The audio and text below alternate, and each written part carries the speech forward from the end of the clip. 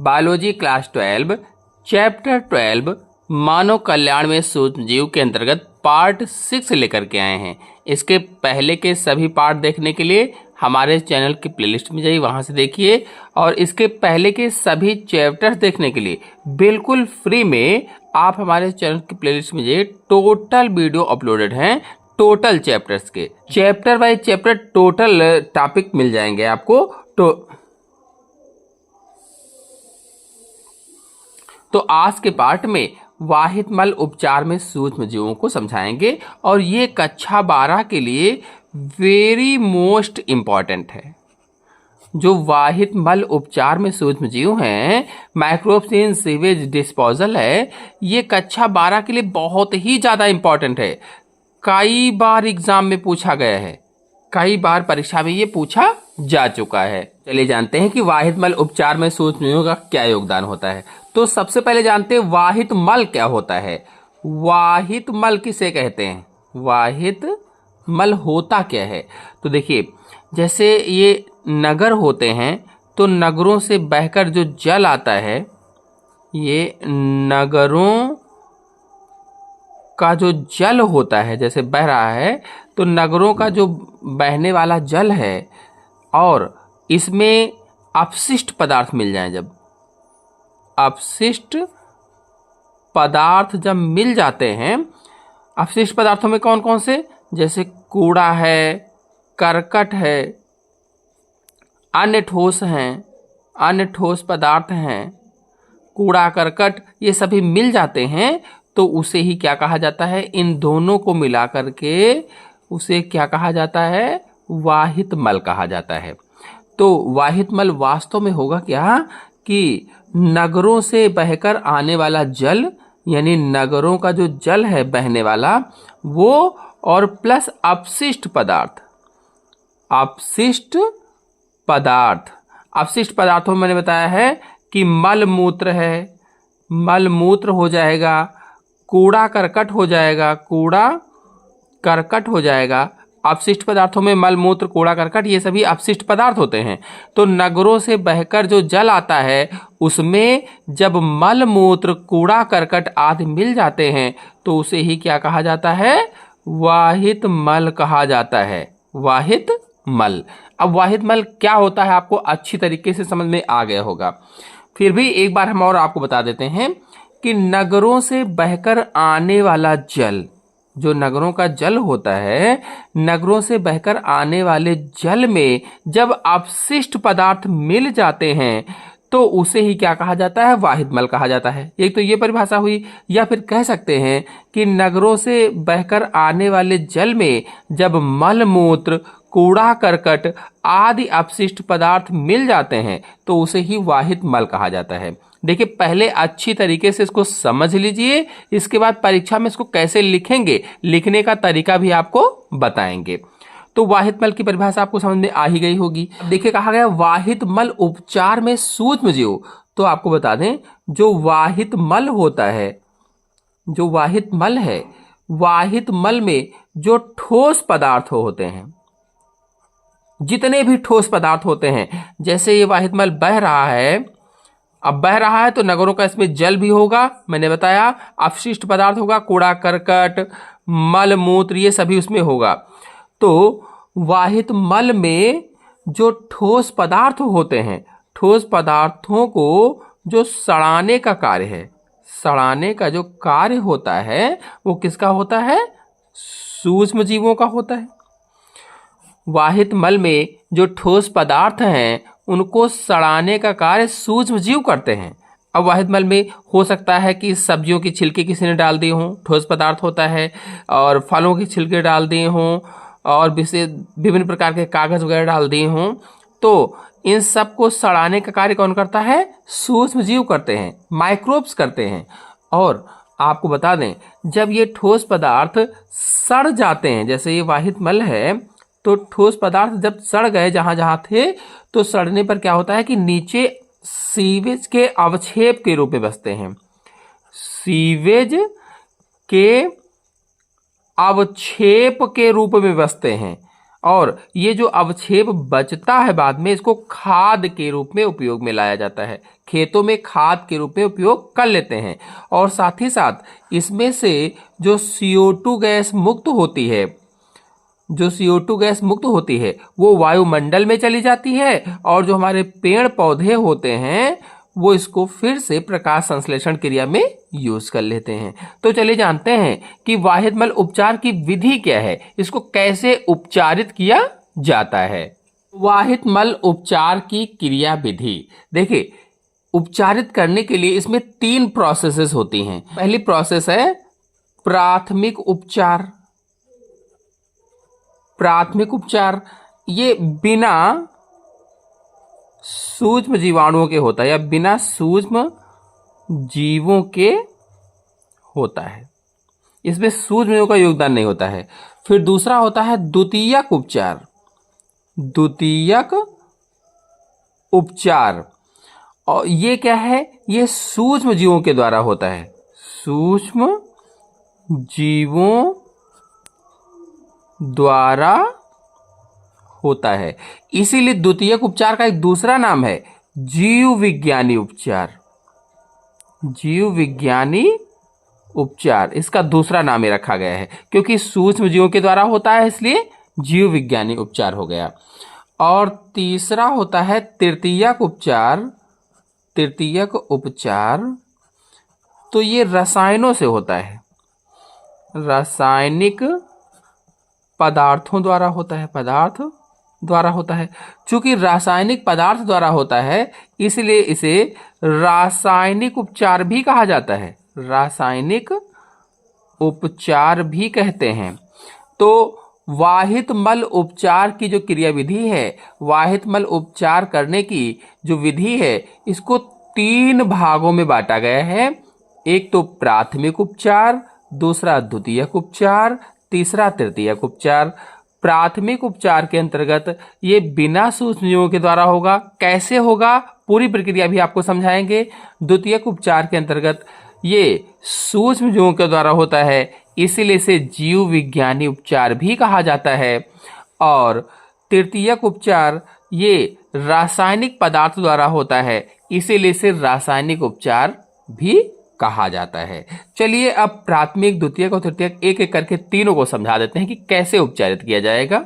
अब देखिए जो प्राथमिक उपचार है, प्राथमिक उपचार में करते क्या हैं कि जैसे ये वाहित मल है, मान लेते हैं ये वाहित मल है, तो मैंने बताया कि वाहित मल में कूड़ा करकट होगा, कूड़ा करकट होगा, और मल मूत्र भी होगा, मल मूत्र होगा, कुछ ठोस पदार्थ भी होंगे।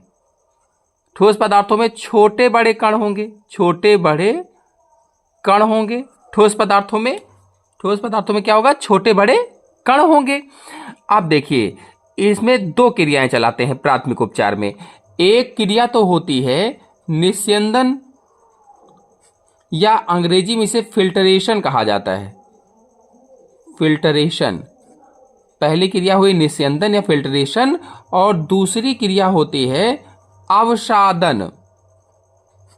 अवसादन क्या होता है, सेडिमेंटेशन होता है, सेडिमेंटेशन होता है। तो प्राथमिक उपचार में 2 प्रकार की क्रियाओं के द्वारा इसको उपचारित किया जाता है, एक तो निस्यंदन, दूसरा अवसादन के द्वारा।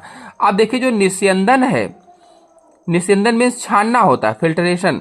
जो निस्यंदन है या जो फिल्टरेशन होता है, निस्यंदन या फिल्टरेशन में क्या करते हैं कि इसमें जो कूड़ा करकट मिला हुआ है, ये जो कूड़ा करकट है इसको पहले हटाते हैं। कूड़ा करकट जो होता है उसे हटाते हैं निस्यंदन से, यानी छान मान करके, छन्ने के द्वारा या फिल्टरेशन के द्वारा क्या करते हैं, कूड़े करकट को पहले हटा देते हैं। अब वाहित मल से कूड़ा करकट हट गया है।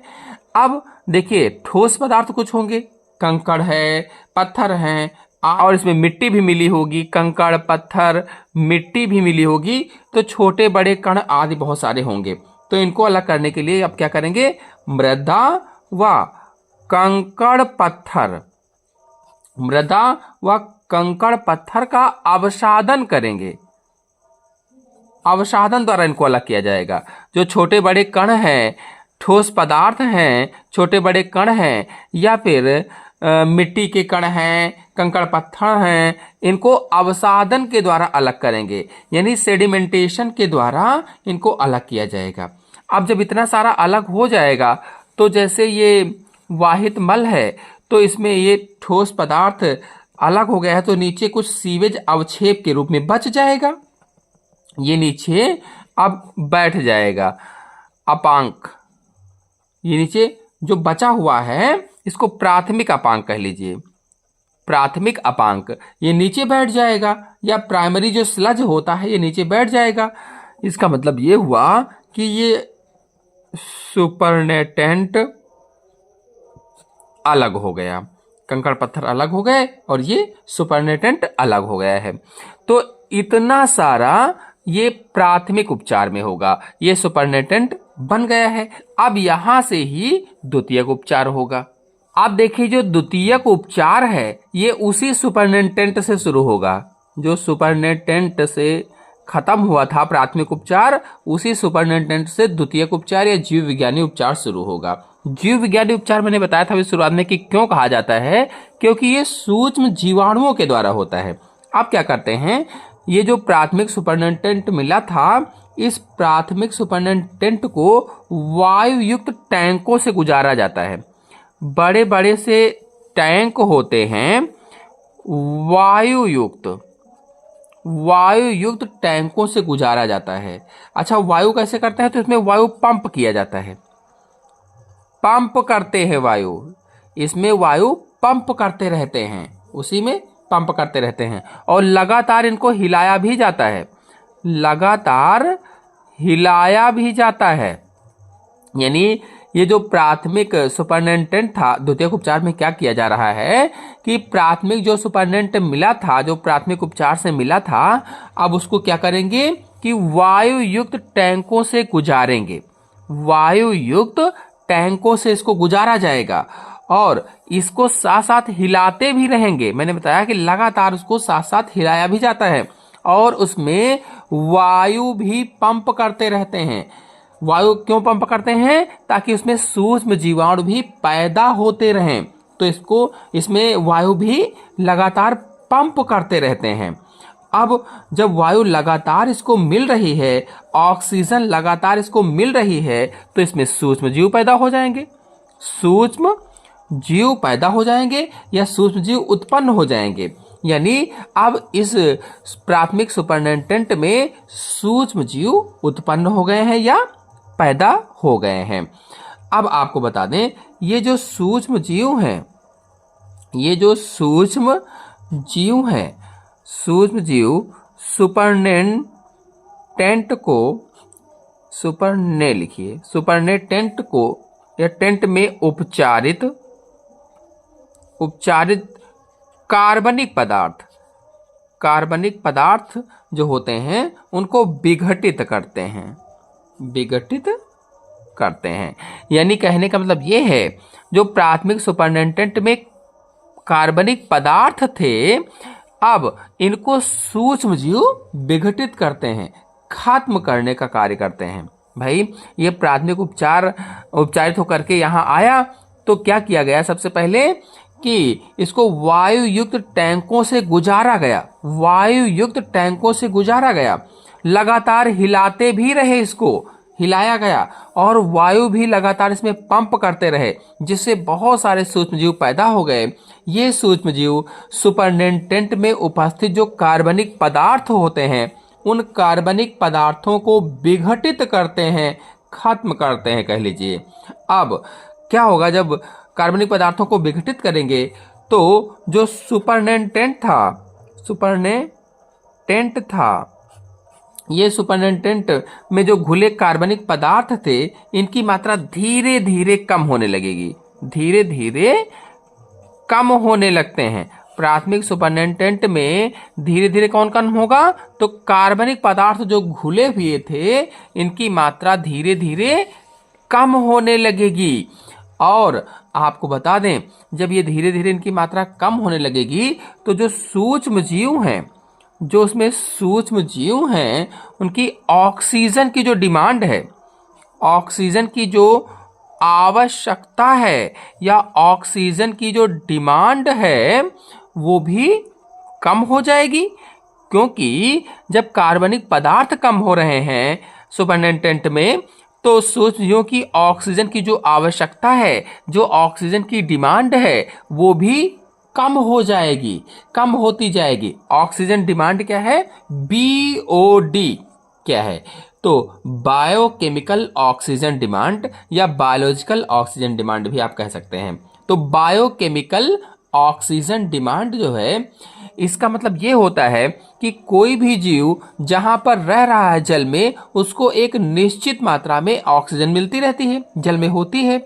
लेकिन जब उस मात्रा में कोई अपशिष्ट पदार्थ मिल जाते हैं तो उस मात्रा में बदलाव आ जाता है और जीवों को ऑक्सीजन नहीं मिल पाती है। इसे ही BOD कहा जाता है, सूक्ष्म जीवों की ऑक्सीजन की आवश्यकता कहा जाता है।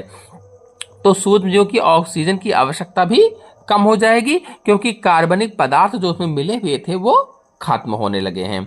इसका मतलब ये हुआ कि जो वाहित मल था वो उपचारित हो गया है या प्रदूषण मुक्त हो गया है, या कह लीजिए कि शुद्ध हो गया है। मतलब जो द्वितीयक उपचार हुआ है, इसमें सूक्ष्म जीवों की सहायता से वाहित मल प्रदूषित जल से शुद्ध हो गया है। प्रदूषित जल था, अब शुद्ध जल बन गया है। जब शुद्ध हो जाएगा, अब इसमें जीवाणु तेजी से बढ़ेंगे, जीवाणु तेजी के साथ बढ़ने लगते हैं और कवक के साथ मिलकर जीवाणु हाइफी बना लेते हैं। कवक के साथ मिलकर के जीवाणु हाइफी का निर्माण कर लेते हैं। यानी कि हाइफी ये होता है झुंड कह लो। कवक के साथ मिलकर के जीवाणु झुंड बना लेते हैं, जिसे फ्लास्क कहा जाता है, जीवाणुओं का फ्लास्क। तो जो झुंड बना लेते हैं, अब क्या होगा कि धीरे धीरे करके झुंड बनाने के बाद में BOD और कम हो जाएगी, BOD काफी कम हो जाएगी। जब और कम हो जाएगी तो क्या करेंगे कि इसे सेटलिंग टैंक तक इसको पहुंचाया जाएगा, और जब सेटलिंग टैंक तक इसको पहुंचाएंगे तो क्या होगा कि ये जो फ्लास्क नुमा जीवाणु थे, झुंड नुमा जो जीवाणु थे, ये जल में नीचे की ओर बैठ जाएंगे। अब जब नीचे बैठेंगे तो इसकी अवायवीय जीवाणु डालेंगे, अवायवीय जीवाणु डाइजेस्टर में भेज देंगे, डाइजेस्टर में अवायवीय जीवाणु भेजेंगे, जिससे क्या होगा कि ये अवायवीय जीवाणु इन झुंड वाले जीवाणुओं का पाचन करेंगे। जो अवायवीय जीवाणु हैं, इन झुंड वाले जीवाणुओं का पाचन कर लेंगे। अब आएगा तीसरा उपचार, तो तीसरे उपचार पर चलते हैं, है रासायनिक उपचार। तो रासायनिक उपचार में क्या करते हैं, जो दूसरे उपचार से उपचारित जल मिला है, जो उपचारित जल मिला है या वाहित मल रहित जल मिला है, उपचारित जल या वाहित मल रहित जो जल मिला था, ये जीवाणु रहित भी होगा। अब जीवाणु नहीं होंगे, जीवाणु रहित होगा क्योंकि उसको अवायवीय जीवाणुओं ने खा लिया जीवाणुओं को, तो जीवाणु रहित भी होगा। अब इसमें क्या करेंगे कि क्लोरीन डाल देंगे या क्लोरीन जैसे अन्य रसायन डालकर उसको शुद्ध कर लेंगे। जब क्लोरीन डालते हैं तो वो शुद्ध हो जाता है। अब क्या करेंगे कि इसको, जैसे समुद्र है इसमें, नदी है इसमें, यानी कहने का मतलब है कि अब प्राथमिक जल स्रोतों में इसे उपचारित जल को या वाहित मल रहित जल को या जीवाणु रहित जल को डाल देते हैं। इस तरह से वाहित मल का उपचार किया जाता है।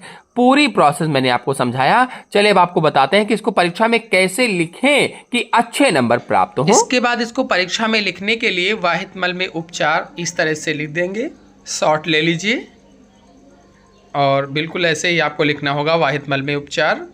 इसके बाद अगले पेज पर आते हैं,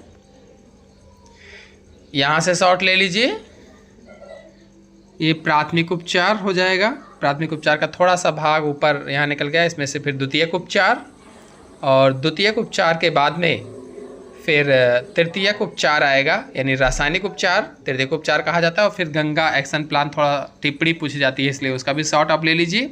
और BOD यानी बायोलॉजिकल ऑक्सीजन डिमांड पर भी टिप्पणी कभी कभी पूछी जाती है, तो इसका भी शॉर्ट ले लीजिए। आशा है आपको वीडियो पसंद आया हो तो लाइक कीजिए, अपने दोस्तों में शेयर कीजिए। धन्यवाद।